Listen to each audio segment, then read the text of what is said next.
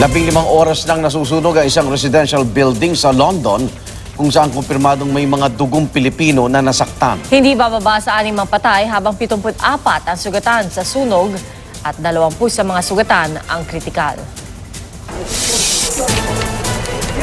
Pasado na una ng madaling araw sa London, nagulantang ang mga residente ng lamunin ng apoy at maging malaimpyerno ang Grenfell Tower sa North Kensington.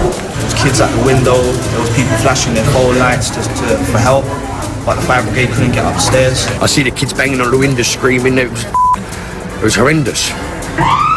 200 bombero at 40 fire truck na ang rumisponde. Quick, guys! Quick, guys! Save life! Dinomba ng tubig ang 24 na palapag na gusali. Pero nagngangalit pa rin ang apoy ng abutan ng sikat ng araw. Kaya binantayan na rin ang tibay ng gusali. We have got a structural engineer. At the moment, the building continues to be safe. Ayon sa ating embahada sa London, 8 Pilipino, Filipino-British ang apektado ng sunog at tumutuloy ngayon sa mga evacuation center.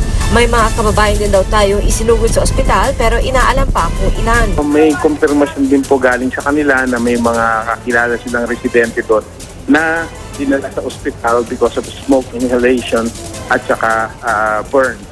Sa post ng theater at film actress na si Monique Wilson, sinabi niya maraming Pilipino ang nakatira sa Grenfell Tower na nagsisilbing tahanan ng mga mahirap na pamilya na tumatanggap ng tulong mula sa London government.